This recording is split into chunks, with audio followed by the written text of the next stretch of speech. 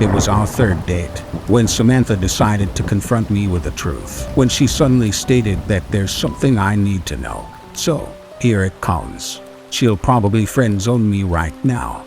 I gave her the green light to go ahead. Then she said the most awkward shit ever. She simply said that she had a removable face.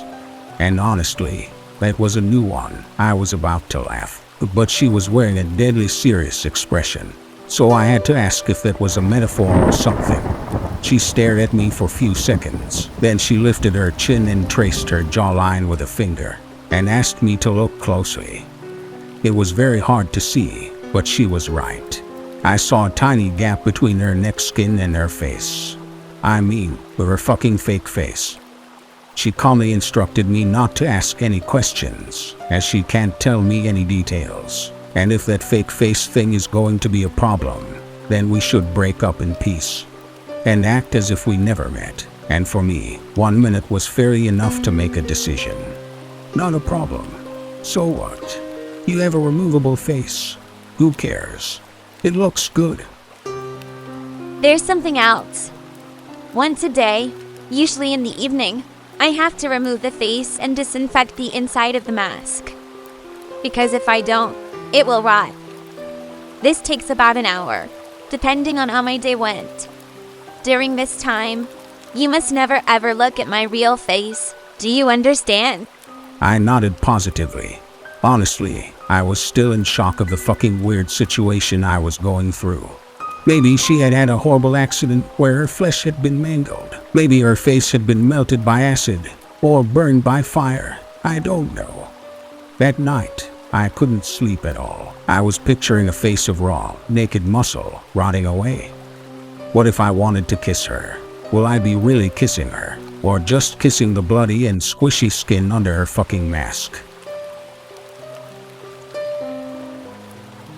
7 months have passed now, and yes, we're still together. And you know what? I'm deeply in love with this girl. We just kept dating. Then Samantha moved into my humble house, and the best of it all, we decided to get married. And for the most part, it was a completely normal relationship, typical of two young people in love, building a life together. During the day, it was easy to forget about the face altogether. It looked natural enough for me. I did occasionally ask her about it, how it was possible to make the removable face look so real, and what it really looked like underneath. I tried to coax her into showing me, but she never showed me or told me the story behind it. She'd just shrug and say that she can't show me or tell me anything about her face for my own safety. I never told anybody about Samantha's removable face. It's not that she asked me not to. I just didn't think it was anybody's business. Except once, when I did tell somebody, my best friend, Chris. He laughed at first, thought I was shitting him into a dumb joke or something, but later on, he realized I was not joking. And of course, he proposed the most obvious thing ever. Why don't I pick on her? But he'll never understand how much I respect women in general, and how much I respect Samantha in particular. I shrugged it off, then we started falling back to other topics for the night. And before we head home, we planned on spending the weekend at my house. That night, all three of us were having a good time in the backyard. Then out of a sudden my boss called, so I excused them. 10 minutes later, I heard the screams coming from inside the house. Both my best friend and my wife were screaming in terror. I dropped the phone and ran into the house and down the hall to our bedroom. Through the open door, I could see that the door to the master bathroom was wide open. Then I heard Samantha screaming at me to not come in. He looked. He fucking looked. She kept saying he looked. Apparently Chris peeked from the door at Samantha, and what he saw made him scream hysterically. Suddenly Chris picked up his keychain and started stabbing his car key into his eyes, till what's left of his eyes had fallen off his face, leaving a leaking eye holes of blood and emptiness. He was clearly in the depths of madness, and it turned my stomach to see him mutilate himself. What are you staring at? Call a fucking ambulance right now, and don't come here. Just don't. I turned and ran back to the side yard. where my phone was lying in the grass. I noticed that my boss was Can you still hear on the me? line. Maybe he was Hello? curious to know Someone what there? caused all this screaming he was hearing.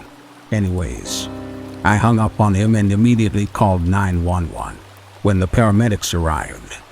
Chris was having a seizure in the hallway until they took him away. Afterwards, Samantha kept sobbing. Her face was on, but it had been quickly done, and everything looked a little off. My world has been dark this past week. My best friend is in a psychiatric hospital under suicide watch. He's completely blind and mostly catatonic, except when he slips into a violent babbling mania. The doctors are optimistic that his state is temporary, but they don't know the truth about what caused it. Because I told the paramedics that Chris had taken a large dose of psychedelic mushrooms and fallen into psychosis, I saw no good reason to tell the truth about what had happened. Who would believe that one look at my wife's real face would make somebody insane? They'd probably put me in the room next to Chris if I ever said something like this. Anyways, since that day, Samantha is in a state of her own. She still cleans the inside of her face, though not as regularly, and when she puts it back on, it's always crooked. It has even started to smell a little bit. I've tried to assure her that it wasn't her fault, but she never gave me any reaction. She was mentally isolated from everything. As for me, I am doing my best to hold it together. Maybe Samantha is cursed. Maybe Chris was in fact on some sort of drugs and he was hallucinating what he saw. I have no idea. But do you know what's strange? Despite what happened to Chris, I still find myself curious about what my wife's real face looks like.